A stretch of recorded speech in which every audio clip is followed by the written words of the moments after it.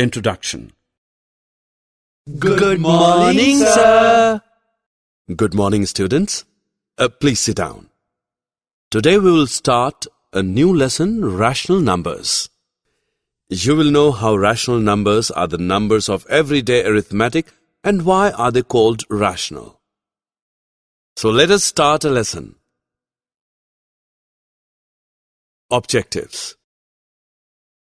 At the end of this lesson, you'll be able to distinguish between natural numbers, whole numbers, and integers. Define rational numbers.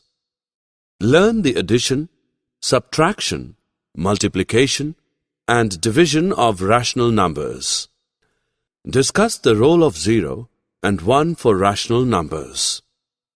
Explain additive inverse and multiplicative inverse of rational numbers.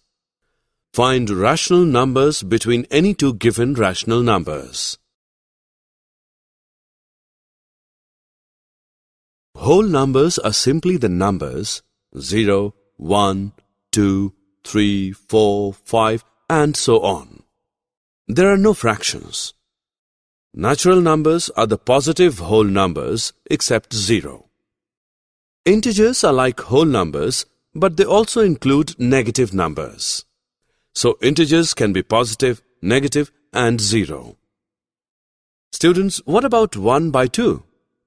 Is it a whole number, natural number, or an integer? You can see 1 by 2 lies between 0 and 1.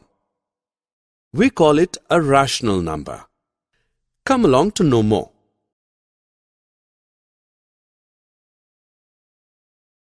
A rational number is a number that can be written as a simple fraction, that is, as a ratio. So, a rational number looks like this, that is, P upon Q. Remember, Q cannot be equal to 0. Can you tell which of these numbers are rational? Yes, all of them are rational. So, rational numbers are simply the numbers of arithmetic. Sometimes the rational number can be like that. Do you think that it is in simplified form? No, it can be further simplified. But how? Here we can divide the numerator and denominator by 5 to get 3 by 5. This is the simplest form. So students, remember we can simplify the fraction by dividing the numerator and denominator by a common factor. How to add rational numbers? Hey, it's easy.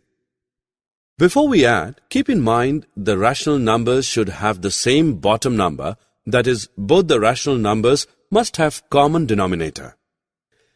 The easiest way to do this is to multiply both parts of each number by the bottom part of the other. Here is an example of addition. We will add 5 by 4 and 1 by 4. See, the denominators are already the same. Now add the numerators and put the answer over the same denominator. This fraction can be further simplified to 3 by 2. Subtraction of rational numbers is same as the addition.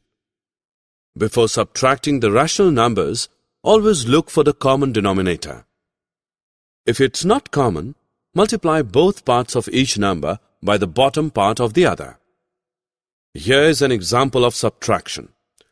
We will subtract 1 by 7 from 5 by 7. We know denominators are already the same, so subtract the numerators and put the answer over the same denominator. Now we will study multiplication of rational numbers. This is the easiest one.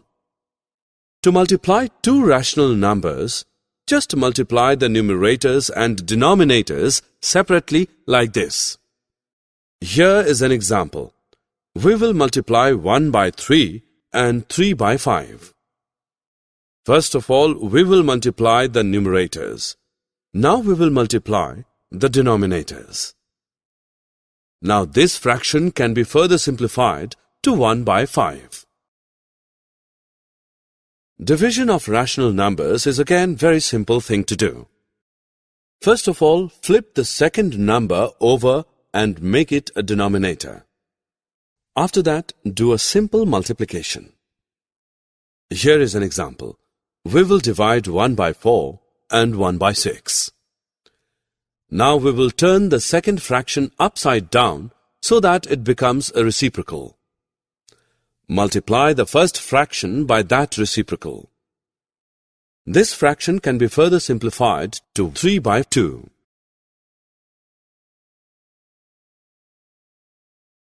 Here we have added a 0 to a rational number. What did you notice? When we add 0 to a rational number, the sum is always again rational number. For this reason, 0 is called the additive identity of rational numbers. Now check it out, the multiplication of a rational number with 1. What did you observe? When we multiply a rational number with 1, the product is always again that rational number.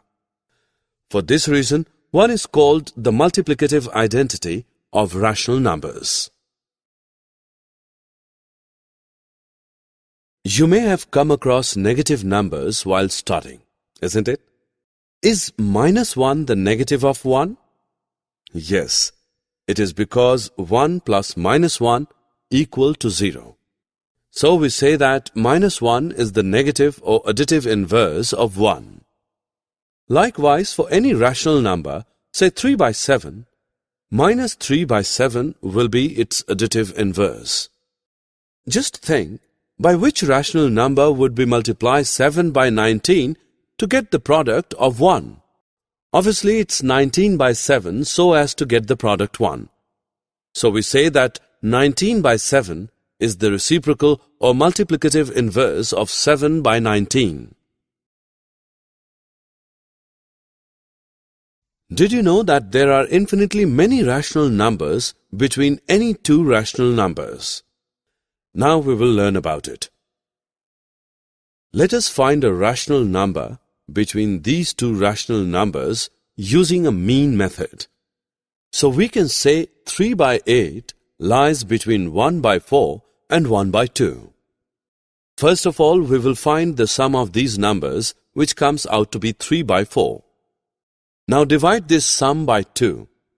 We know division flips the second number and sign changes to multiplication. Summary. Let us summarize what we have learned. A rational number is a number that can be written as P upon Q, where P and Q are integers and Q is not equal to 0. Rational numbers are commutative and associative under addition and multiplication. 0 is the additive identity for rational numbers. 1 is the multiplicative identity for rational numbers. The additive inverse of P upon Q is minus P upon Q and vice versa. The reciprocal or multiplicative inverse of P upon Q is A upon B if P upon Q into A upon B is equal to 1. For all rational numbers A, B and C, A into B plus C is equal to AB plus BC and A into B minus C is equal to AB minus BC is known as the distributive property. Rational numbers between two given rational numbers can be found out using the idea of mean.